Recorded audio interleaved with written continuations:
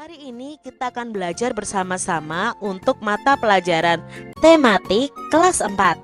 Kita belajar di tema 3, peduli terhadap makhluk hidup, subtema 2, keberagaman makhluk hidup di lingkunganku, pembelajaran yang kedua. Mari adik-adik kita belajar dengan penuh semangat. Apakah adik-adik punya hewan peliharaan? Apa nih hewan peliharaan adik-adik semuanya? Mungkin ada yang pelihara kucing, ada yang pelihara ikan, ada yang pelihara burung, dan lain sebagainya. Apa yang harus kita lakukan terhadap hewan peliharaan kita? Nah, adik-adik, mari kita pelajari bersama-sama. Dayu dan si mungil. Sudah sejak lama Dayu ingin punya binatang peliharaan. Dayu ingin memelihara kucing. Dulu ibu berjanji Dayu boleh memelihara kucing ketika Dayu sudah cukup besar. Kata ibu, Dayu bisa mempunyai binatang peliharaan jika sudah mandiri dan bertanggung jawab. Sekarang Dayu sudah kelas 4 SD. Senang sekali hatinya ketika suatu hari ibu memberinya izin untuk memelihara seekor kucing. Setiap sore, kucing belang berwarna hitam putih itu berkeliaran di halaman rumah Dayu. Dayu memberinya nama si mungil sesuai dengan tubuh mungilnya. Benar kata ibu, ternyata memelihara binatang itu membutuhkan tanggung jawab. Pantas saja, seandainya Dayu masih kecil, belum mandiri dan belum bisa mengurus dirinya sendiri, tentu si mungil menjadi tidak terurus. Setiap hari Dayu bertanggung jawab untuk memberi makan si mungil. Dayu juga harus menjalankan kewajiban untuk membersihkan kotoran si mungil. Ibu juga meminta Dayu untuk rutin membersihkan keranjang tidur si mungil. Dayu pun menjalankannya dengan senang hati. Ia sayang pada si mungil. Dayu tahu ia harus memberi hak si mungil untuk hidup terurus, nyaman dan senang tinggal bersama Dayu. Ibu memberi Dayu hak memelihara binatang. Dayu pun harus menjalankan kewajiban untuk mengurus kebutuhan si mungil. Nah, ini tadi bacaan tentang hewan peliharaan Dayu, yaitu si mungil, yaitu kucing ya adik-adik ya. Nah, di sini Dayu memelihara kucing itu dengan baik, dengan cara memberikan makan dan minum, lalu membersihkan kotorannya, membersihkan tempat tidurnya atau keranjang tidurnya. Nah, ini adalah kewajiban si Dayu ketika dia harus memelihara hewan. Karena apa? Hewan itu juga punya hak adik-adik. Haknya adalah diurus dengan baik. Haknya itu kita memberi makan ya. Nah, itu hak dari hewan-hewan yang kita pelihara. Jadi hewan itu juga punya hak. Hak untuk hidup, hak untuk mendapatkan makanan, hak untuk mendapatkan tempat yang layak, hak untuk kita urus dengan baik. Hewan apa yang dipelihara Dayu? Ya, hewannya adalah kucing. Lalu, bagaimana perasaan Dayu ketika memelihara hewan peliharaan tadi? Ya, Dayu merasa senang sekali ketika suatu hari ibu memberinya izin untuk memelihara seekor kucing. Apa yang dilakukan Dayu terhadap hewan peliharaannya? Ya, Dayu memberi makan, membersihkan kotoran, dan membersihkan keranjang tidur si mungil. Apakah Dayu sudah mendapatkan haknya? Coba adik-adik jelaskan. Iya, Dayu sudah mendapatkan haknya, yaitu bisa memelihara kucing. Apakah Dayu sudah menjalankan kewajibannya adik-adik saat memelihara kucing? Iya, Dayu sudah melaksanakan kewajibannya dengan memberi makan kepada kucing, membersihkan kotorannya, dan membersihkan keranjang tidur si mungil. Apakah Dayu sudah melaksanakan kewajibannya? Sudah ya adik-adik ya, karena si Dayu ini sudah mendapatkan haknya untuk memelihara kucing, maka dia harus menjalankan atau melaksanakan kewajibannya. Tulislah hak dan kewajiban kita terhadap hewan peliharaan. Nah, kita punya hak dan kewajiban untuk hewan peliharaan kita. Nah, di sini Kak Citra akan sebutkan hak-hak kita ketika memelihara hewan. Kita berhak bermain dengan hewan peliharaan kita, mendapatkan hiburan dari hewan peliharaan, lalu hilang dari rasa kesepian. Hak kita itu belajar bertanggung jawab dan belajar mandiri. Lalu kewajiban kita apa terhadap hewan peliharaan kita? Memberi makan dan minum hewan peliharaan kita, membersihkan dan memandikan binatang peliharaan kita, memberikan kandang yang baik dan membersihkan kandangnya, lalu mengobati ketika hewan kita sakit dan memberi vaksin, lalu memberikan perhatian dan kasih sayang.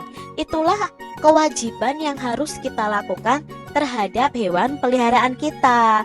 Jadi adik-adik, ayo lakukan kewajiban kalian kalau kalian memiliki hewan peliharaan. Tulislah dampak jika kamu melaksanakan kewajiban terhadap hewan peliharaanmu. Nah, di sini Kak Citra tuliskan kewajibannya apa, dampak bagi hewan apa, dan dampak bagi lingkungan sekitar apa. Contohnya, kewajiban memberi makan dan minum hewan peliharaan. Tentunya dampaknya untuk hewan akan menjadi sehat. Nah, dampaknya untuk lingkungan sekitar, tidak ada hewan peliharaan yang berkeliaran mencari makan. Nah, kalau kewajiban kita membersihkan atau memandikan binatang peliharaan, maka dampaknya untuk hewan itu akan bersih dari kotoran dan kutu. Nah, dampaknya untuk lingkungan tidak terganggu dengan adanya hewan peliharaan yang kotor adik-adik.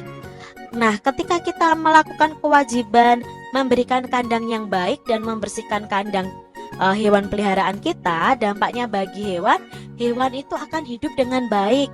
Nah, lingkungan akan menjadi tertib dan tidak terganggu dengan hewan peliharaan kita. Berikutnya, kewajiban kita ketika memberi pengobatan saat hewan peliharaan kita sakit dan memberikan vaksin penyakit. Nah, tentunya dampaknya untuk hewan akan menjadi sehat. Lalu dampaknya untuk lingkungan tidak akan khawatir adanya penyakit menular dari hewan yang kita pelihara. Kewajiban kita memberikan perhatian dan kasih sayang tentunya berdampak bagi hewan. Hewan menjadi penurut, hewan akan juga sayang kepada kita adik-adik. Lalu dampaknya untuk lingkungan sekitar, itu lingkungan hidup menjadi damai. Jadi itu tadi dampak dari kewajiban-kewajiban yang kita lakukan. Tulislah dampak jika kamu tidak melaksanakan kewajibanmu adik-adik. Nah, di sini Kak Citra sebutkan kalau kita tidak melakukan kewajiban kita bagaimana ya? Nah, kewajiban memberi makan dan minum itu kalau tidak kita lakukan ya dampaknya hewan akan menjadi kelaparan dan haus. Nah, kalau sudah menjadi lapar dan haus, itu akan menimbulkan suara berisik adik-adik. Mereka akan mengeluarkan suara karena kehausan dan kelaparan sehingga menimbulkan suara berisik yang berdampak bagi lingkungan sekitar. Kalau kita tidak melakukan kewajiban kita membersihkan atau memandikan binatang, tentunya berdampak bagi hewan menjadi kotor dan tidak sehat. Lalu dampaknya untuk lingkungan sekitar ya akan timbul penyakit. Nah, kewajiban kita kalau tidak kita laksanakan memberi kandang yang baik, kalau tidak kita laksanakan ya hewannya tidak bisa tidur dengan baik. Hewan akan berkeliaran kemana-mana. Ya, itu sangat berdampak adik-adik. Lalu kalau kita tidak melakukan kewajiban kita mengobati ketika hewan sakit dan memberi vaksin penyakit, tentunya dampaknya bagi hewan akan sakit-sakitan adik-adik.